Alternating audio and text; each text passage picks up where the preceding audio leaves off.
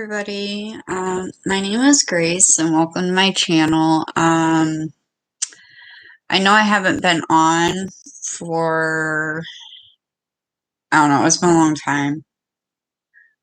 I've been dealing with chronic pancreatitis, so I've been in and out of the hospital. But I wanted to come on live because obviously the only case I talk about is the Watts case. And I really want to talk about the accomplices because there's no way he cooked up this whole plan by himself. I mean, he's in his mind, he thinks he's a do-gooder, a people pleaser. I mean, he obviously, it's like he's a follower. He's definitely not a leader. He does what women tell him to do. So there's, like I said, there's obviously accomplices. Most of you know who they are. I know that, well, I believe that there were 4 people. I do think that the whole Mickey Mouse blanket on the one window in the basement was where they took Shanann out from.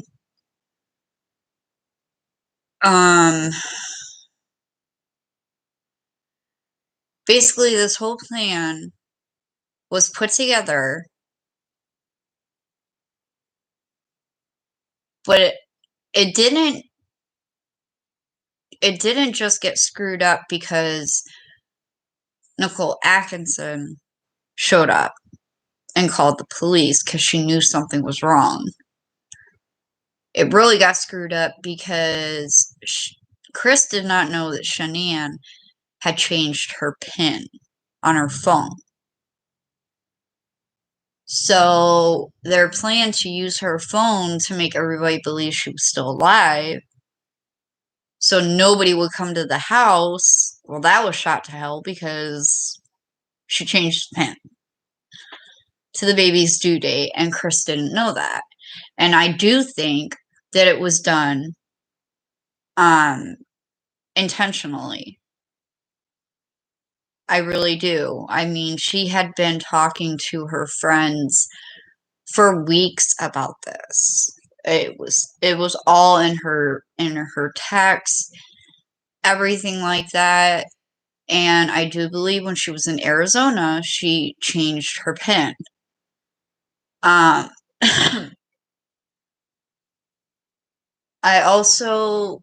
I either read about it or heard about it. I can't remember which one. But I'm pretty sure I heard that, I guess right before, Chris, Shanann, and the kids went back to Colorado after, Shanann and the kids had been there for 6 weeks, her parents wanted her to stay with them. I think they knew something was wrong. When you're a parent, you get this sixth sense, and you go with what your gut tells you. It's I don't even know how to explain it. It's like this sickening pit in your stomach, and you're like, that's not a good idea, but Shanann was like, no, I gotta go back, I have stuff I have to do. And the more and more I look at the video of her coming up to the porch and going into that house, and I'm sure everybody feels this way. It's like you want to stop her because she's literally walking into danger blindsided because she completely trusts her husband, at least until the end, where when she looked up the thing, because she did bring up in her text, she was worried that he was cheating on her. And,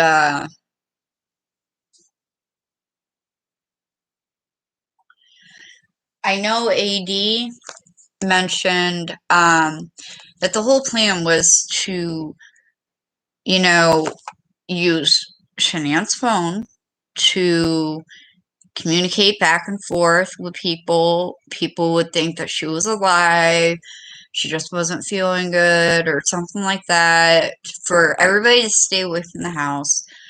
Well, that plan got shot to hell. And I do think that their big plan was to blow up Survey 319. And for Shanann's car to be there, the car seats to be there, so the bodies could be put into the vehicle and they would just blow it up. Because I'm sorry, but the more and more I think about this leak that apparently happened on Friday. I'm sorry, but okay, I've said this before. My dad worked in the oil and gas industry. Even if there was a tiny, tiny leak, even if it was over the weekend, on a weekday, whatever, it needed to be fixed, and it needed to be fixed then. Now, Chris wasn't at work on Friday because Shanann had to fly to Arizona, so Chris had to watch the kids that weekend. So, and the kids said something about being with their dad, and he was digging holes. So, the only thing I can think of is they were literally watching their dad dig their graves, and they didn't know it. And the whole leak thing, it's kind of hard because you got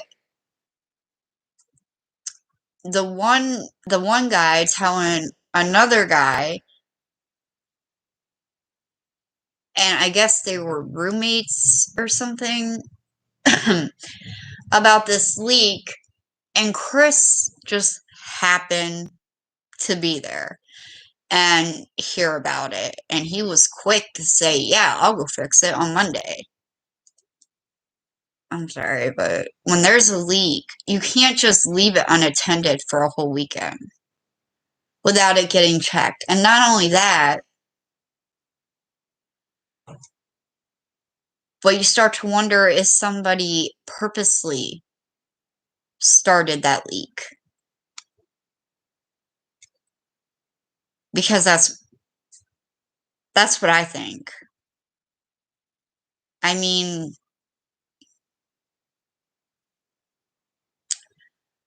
it's hard not to think about it. About Shanann, about the girls, about her unborn son.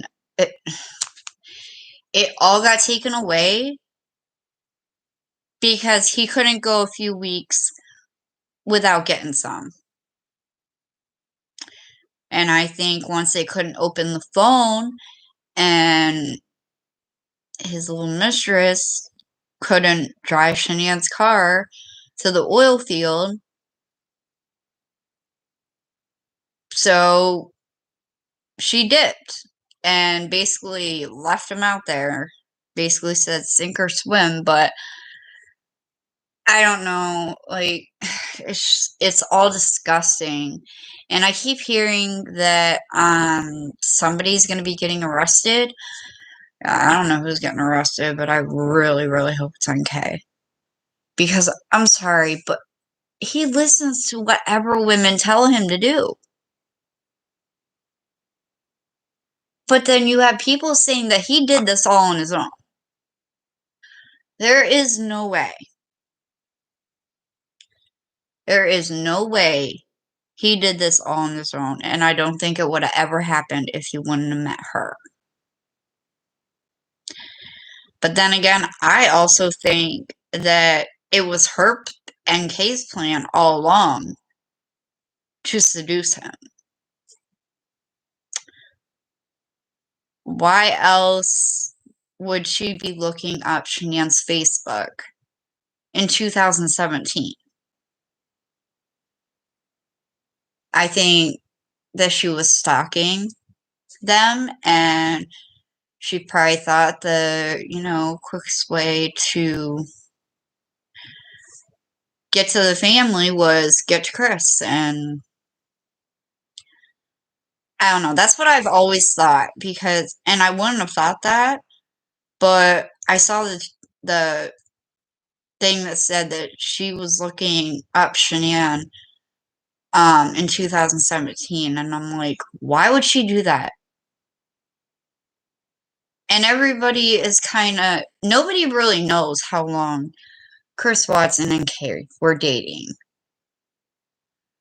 I mean, there's a lot of speculation. There's a lot of speculation, like, he was dating her way before he said he was. But what I don't understand is, how do you go from, okay, I'm gonna be unfaithful, to, yep, okay, I'm gonna concoct this whole big plan and kill my entire family. I don't get that. And I do not think it was his idea. He's where he belongs, but I don't think this was his idea. I really don't. Because they were going to get separated. Shanann, had already called the realtor. She spent 6 weeks trying anything she could just to get some type of connection with Chris, and he just tossed it away every time. He wouldn't look at her, he wouldn't touch her, he wouldn't rub her belly, like, really? I guess he was being different with the kids, like, he used to be laid back, and he was getting frustrated with the kids and everything like that, and I guess I just don't get how 6 weeks can completely change you. So if you guys know the answer to that, let me know, because I don't. I don't get how you can go from cheating to, okay, let's just murder my family because I want you instead of them.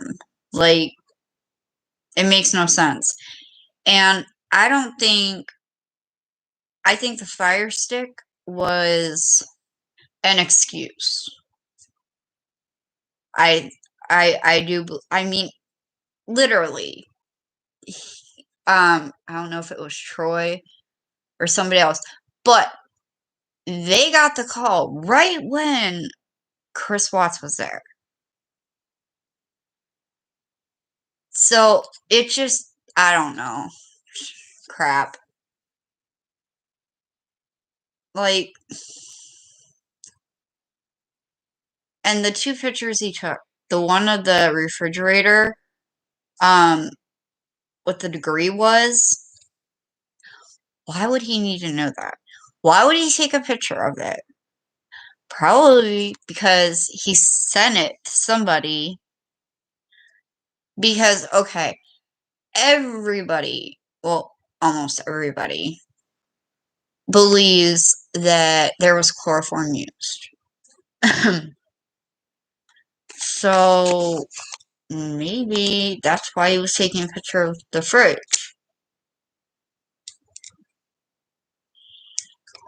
The other one I don't get is the picture with the 4 chicken breasts. Like, the kids had already ate and gone to bed. So, there's obviously 4 people. And there's only rumors about one person getting arrested. Because in the Watts case that's supposedly closed, but it really isn't. I don't know how they thought they could, keep it under wraps and nobody would know that the case is actually still open and, somebody's going to be getting arrested. Did they think that nobody else would find out? But,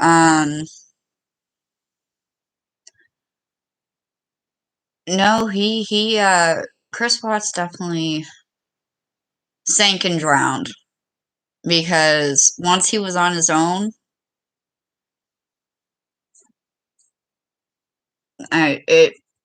it really all went to hell.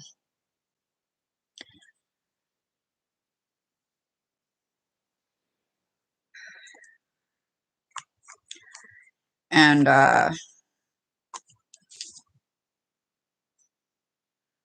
luckily for the code change on the phone and Nicole Atkinson asking for, a welfare check on them, like, he was completely screwed. And that is why I don't think he made this plan. I think somebody else did. I do believe somebody else made this plan. And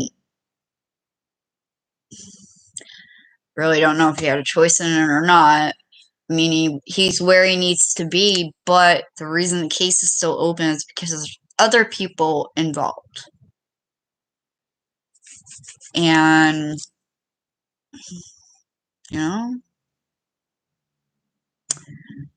basically, until they're in custody or on trial or if they make a deal or whatever, this case is going to continue to stay open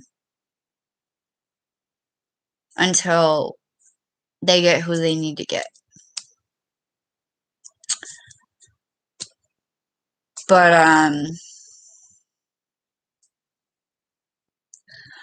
I'm sorry, I'm trying to get back into this, but it's hard most of the time because I'm in pain from the pancreatitis, but, I'm gonna keep this short. I basically told you how I feel about it.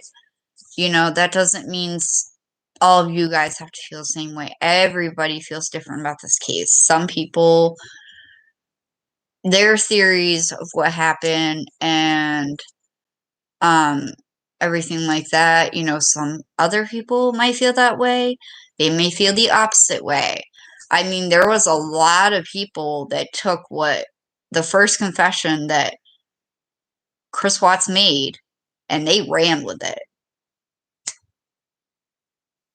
That, Shanann was drunk and she killed the kid.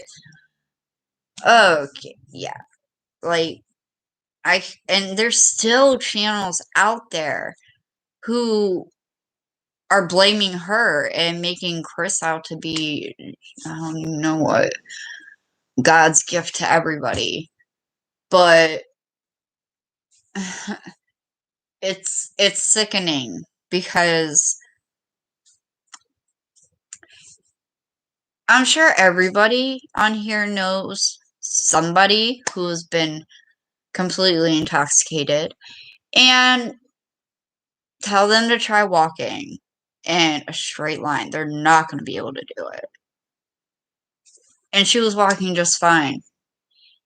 And she was and excruciating pain all weekend when she was gone. She was exhausted. She wanted to go home and just go to bed. But people still think that, she got drunk, came home, killed the kids, Chris killed her, end of story. Well, it's not end of story because that's not true. That's not what happened. And there was clearly tire marks, probably from a truck, literally backed up to their fence in the backyard. And because Chris was left on his own, there are some truths to what he says. It's like he gives you hints. I don't know if he realized he's doing it or what, but he's like, well, someone could have taken her out the back because there's no cameras back there. Well, that's just basically telling us that she was taken out of the house through the back because there's no cameras. And I do believe that the only reason Chris parked where he parked, it was for a distraction. But they fucked up on, excuse my French, they messed up on this whole car thing. Because, you can still see the red car, clearly. And it was literally parked, because I did look at, an overview of the house, and there is a spot. You wouldn't think a car could even fit, in that spot, but, I mean, it looked kind of small. I mean, but then again, CCTV footage, whatever. But you see it go straight. Zoom straight. I'm getting the hell out of here. And then you see Chris backing up. Well, there's a mistake right there because I don't think that red car was supposed to be seen. And it was. So, what? Actually, maybe it was a car. I don't know. All I know is there were tire marks. And it went right to the freaking backyard gate. So, and she was OCD. So, why would there be no blinds or anything on every single window in the basement except for one?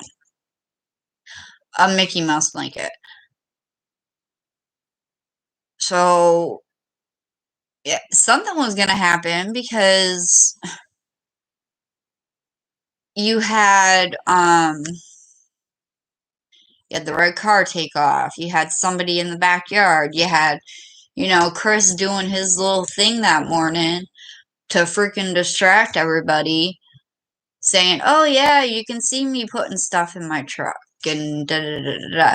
But the way he explained it to the officer that day, that was hilarious. It really was. Because I think he mentioned 4 or 5 things. It don't take you no half hour to put 4 or 5 things on a truck. So yeah, I think there are possibly 4 vehicles. And I do think that because NK did ping in Frederick that morning, I think she was at the house and she was basically cleaning out the smell from the chloroform. That's what I think. And when they couldn't open the phone because of the lock, well, that's kind of hard to do if, the person's dead. It's not like you can wake them up and say, what's the code to your phone? But, I don't know. I just think because you see the call logs and you see that NK is when after she talks to Chris, she'll call Jim. Or after she talks to Jim, she'll call Chris. It's uh, it's crazy. And that's 3 people right there.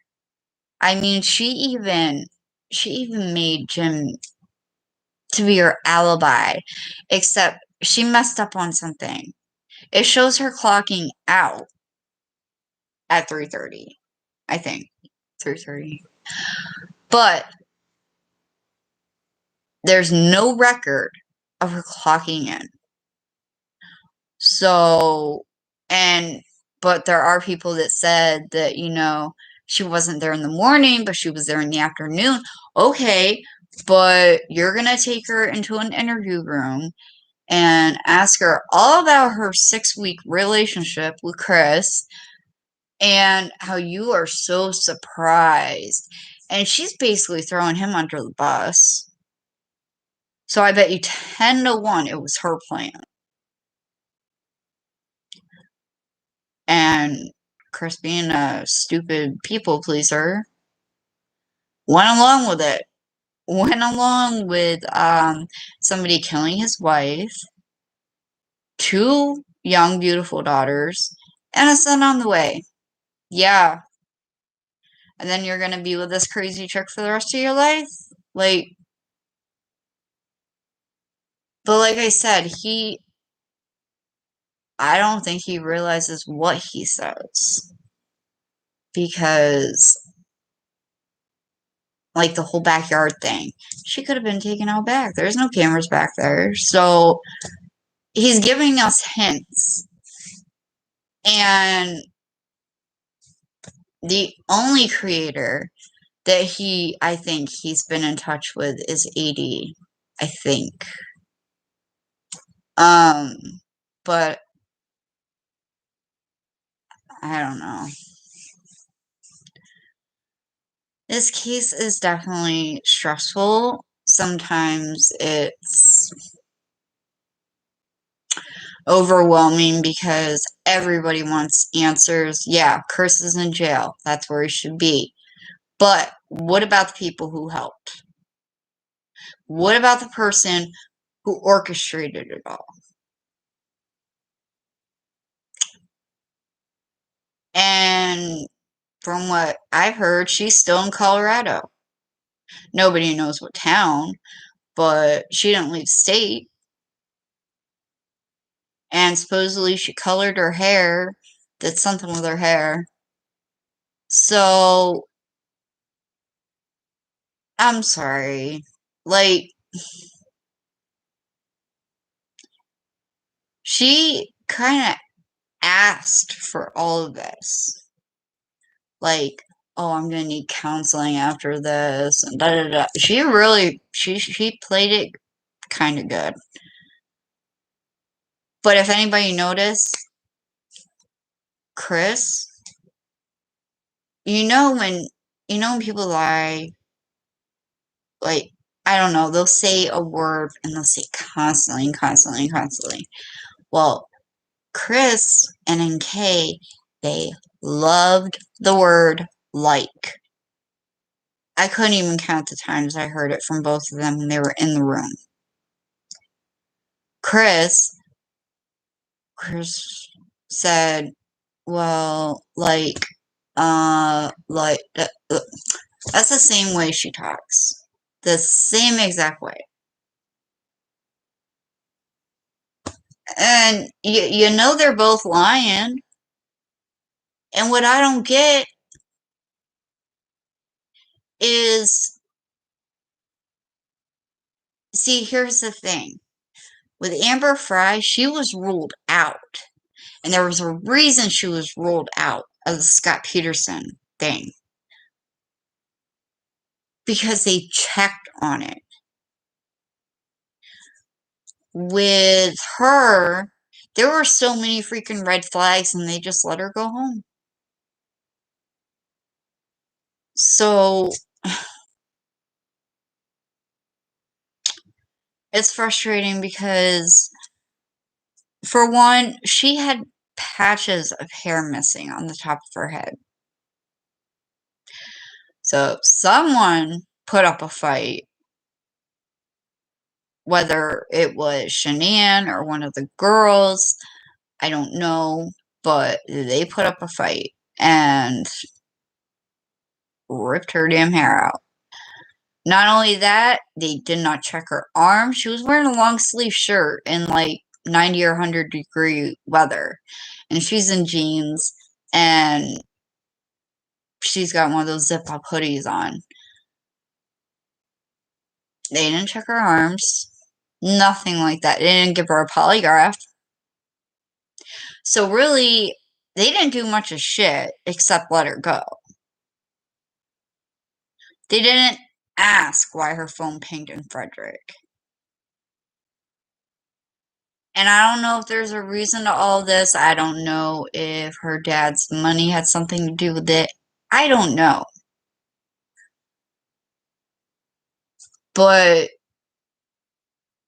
oh my gosh. I think I could probably bet all the money in the world that she was the ringleader of all of it.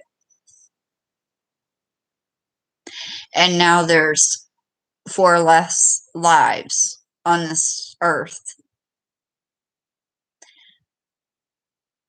because he was thinking with the wrong head.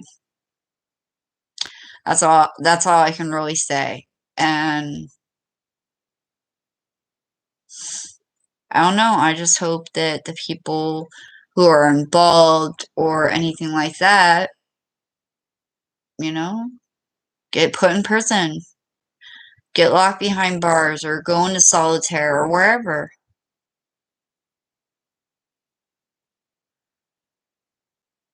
But, I'm sorry. I'm gonna take a break, but I don't know. Maybe I will be on tonight. If I am, I'll be on at 8 p.m. I think we're Eastern. I don't know. I live in New York. But, yeah. If I do jump on, it'll be 8 p.m. And I hope you guys have a great day.